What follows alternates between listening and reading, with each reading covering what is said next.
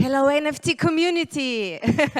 I'm Tanja Bivic Plankar. I'm a president of Blockchain Alliance Europe. We are the initiative that are here in this Adriatic region, and we are connecting companies that are active in Web3, that are dealing with blockchain technology and so on. What I will talk today is about the NFTs and what is happening beyond the hype that happened in the 2021-2022. And I want to know how many of you are in this NFT space that are having their idea or already established NFT business. Do we have some people here? Okay. Do we have some that want to do that business? In the near future. I see some shy hands, but yeah, be brave.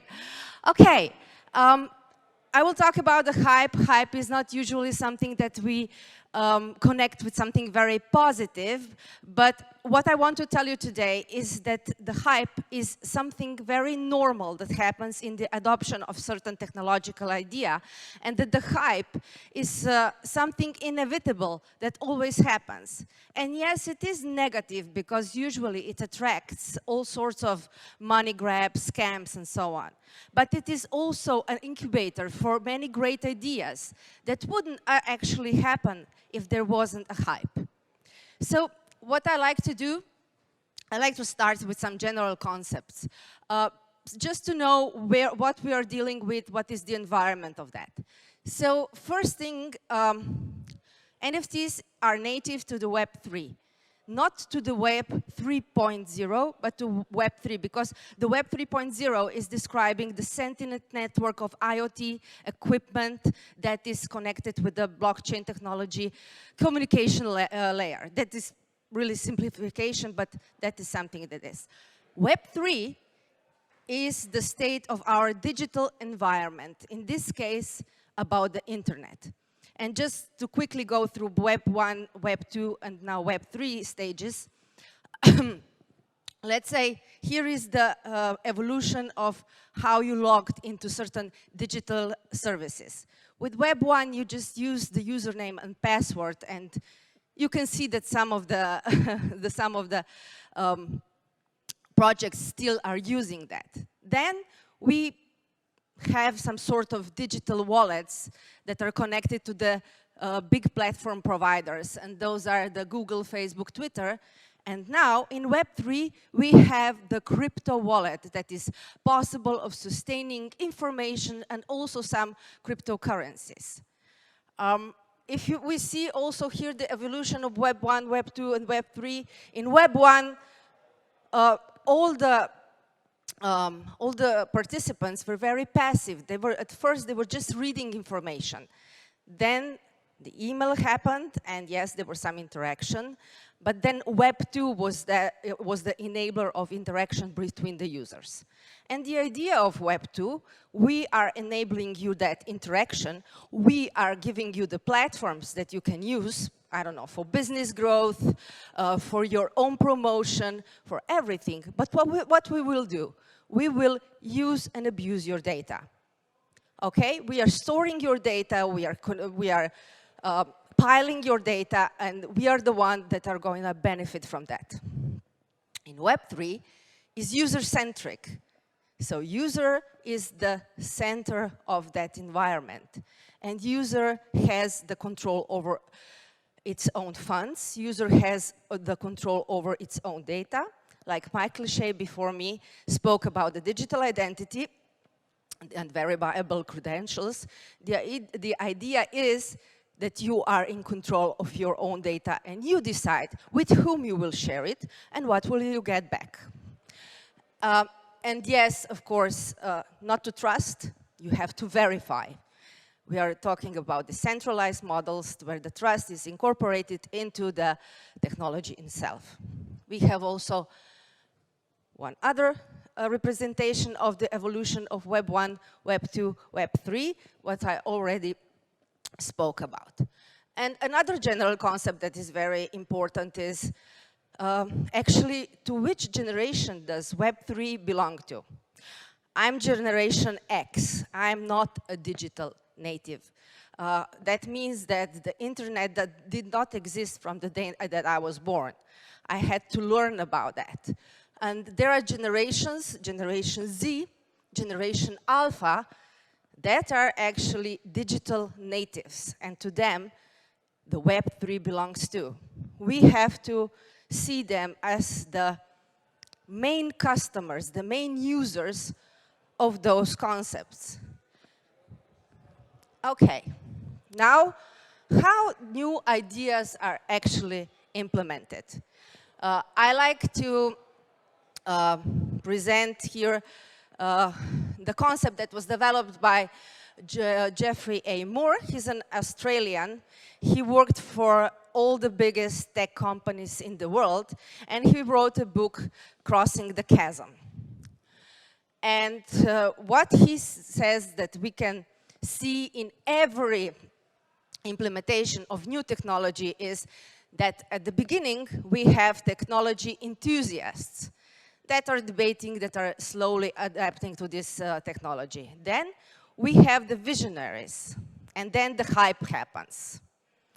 And then the next stage is the chasm. In the chasm, the three stages are marginalization, ridicule, criticism, and then at the end, acceptance. I don't know if you followed the whole happening about the Bitcoin, but in 2018, when the bear market happened, you could clearly see by the media narrative that chasm. Before that, we were talking about the future gold. Bitcoin is something positive. After that, we heard some renowned economists, even Nobel Prize winners talking about that Bitcoin is nothing, it has no intrinsic value, that it will fail in the next few years, and so on. So this is the actual cycle how those ideas are implemented, and from there we go to the pragmatist and to the main market, and then the adoption happens.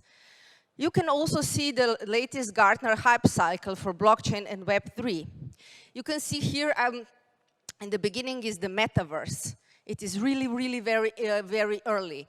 NFTs are right behind that curve, and you can see that cryptocurrencies, decentralized applications, and blockchain wallets are heading toward the main adoption.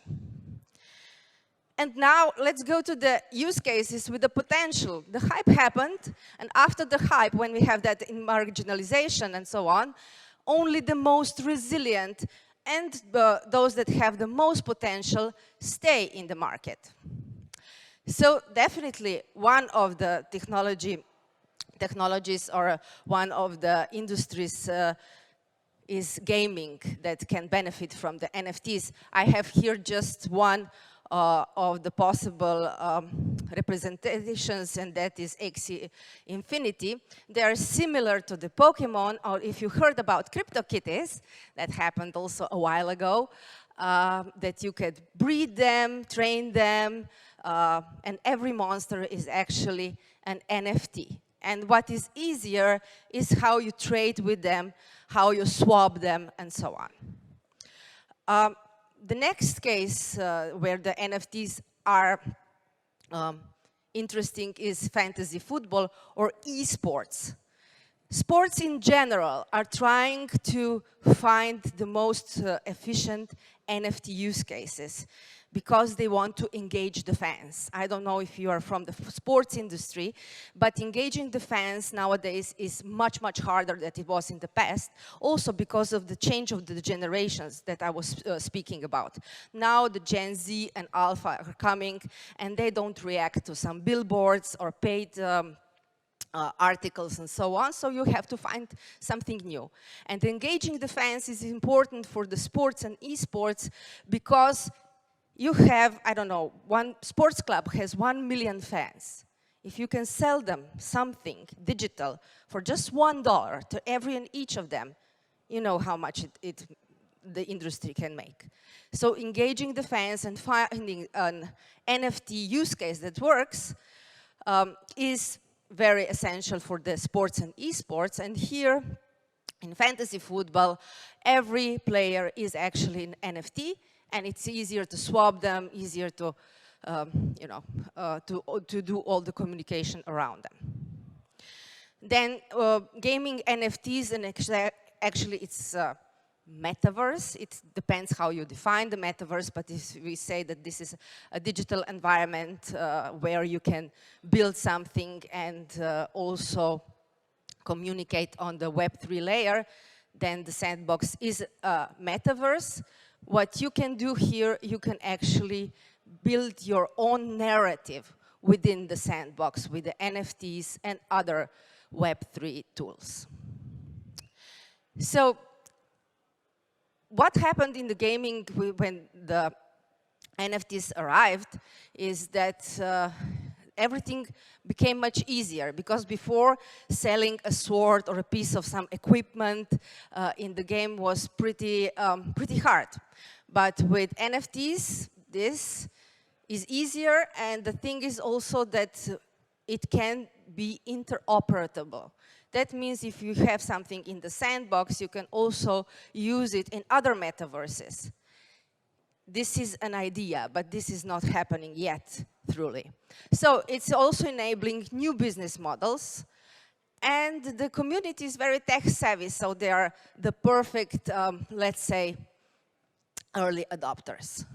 What is the maybe issue here is that it's very, very early, as we saw in the Gartner hype cycle for the metaverse, and it will take a while when it becomes generally adopted technology.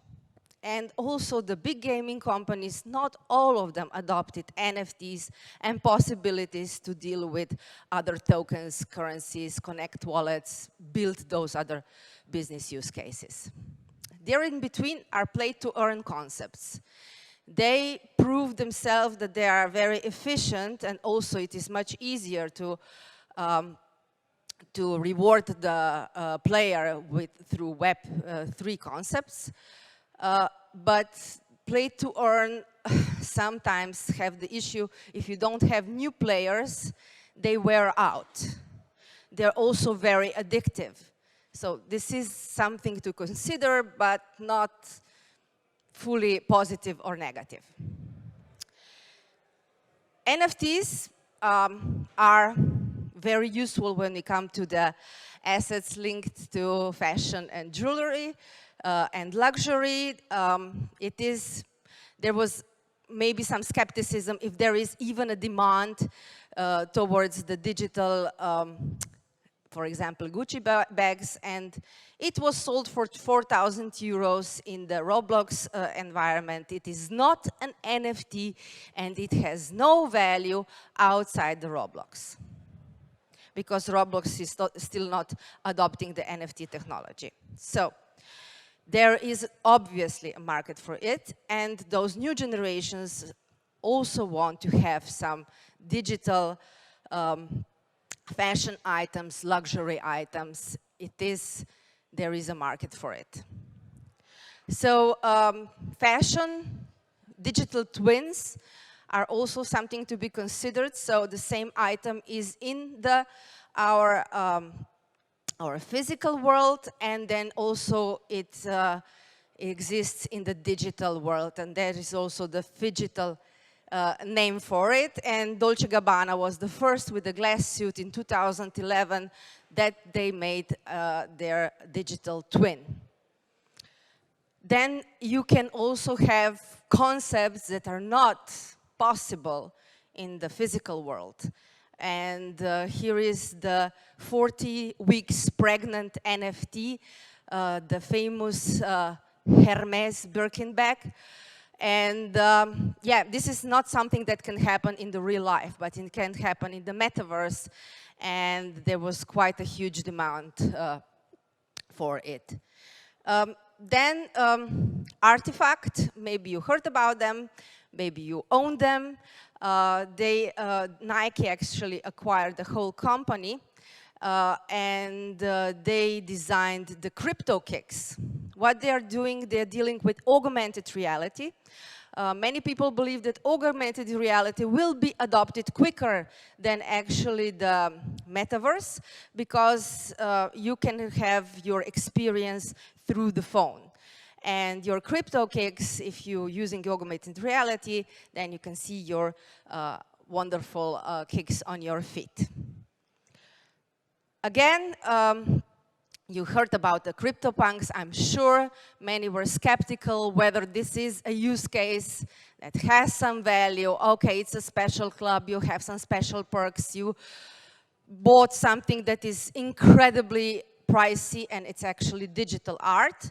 But now they made a step forward, and now you can also have your CryptoPunk as a jewelry piece around your neck. And this is also only possible if you actually own your NFT. So this is the phygital concept of having something digital that transparents into the physical world.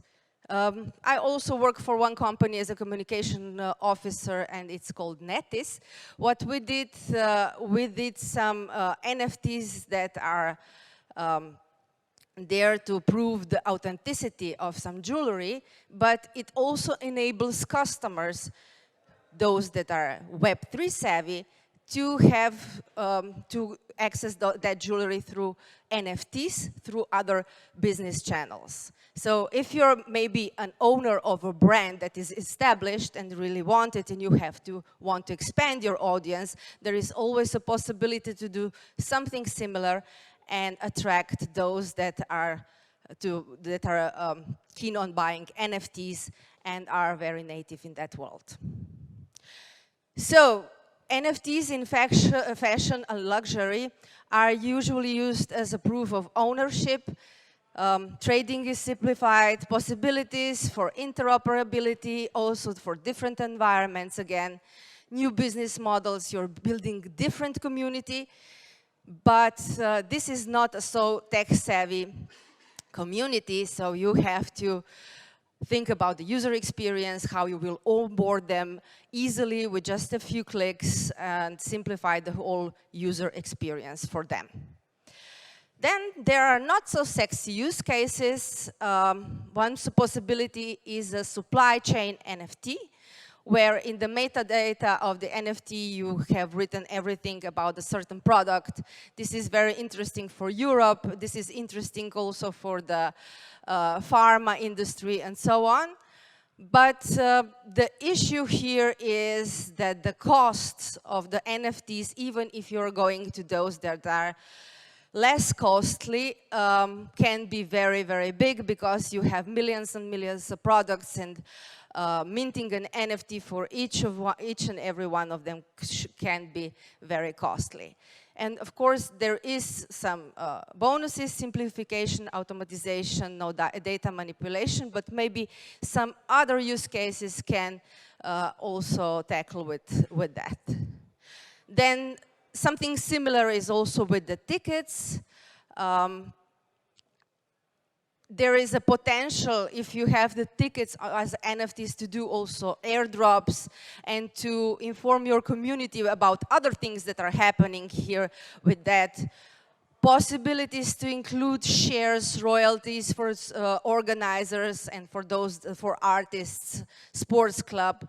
But again, the UX can be a problem. We need a tech-savvy consumer, detailed instructions, help desk, because those are not usually those that are Web3 native.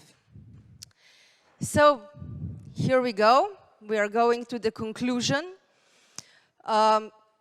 If you want to start your NFT project, the first thing you have to think about is utility, utility, utility. What will you do? What will you do in the next years? It will give you a possibility for new business models. It will attract new customers, Gen Z, Alpha, so on. It will engage your community in a different way. It is a possibility to use those that are already creating something that is very near to your project and engage them, make collabs and so on. But as I said, utility is essential. You have to know what will you do, what are the next steps. Your timeline must be very clear. And UX must be simple, and you have to follow the Web3 values. This is something that we heard also at the beginning of this, this conference. We want to use the technology to build a better world. It should be open, accessible, honest, understandable, inclusive. It should be driven by social equity and so on. If you are thinking just to do something to make a quick buck, because there are many of those that were lucky to do that, there is no luck in this industry. Just the hard work, dedication, and setting to the goal. Thank you very much.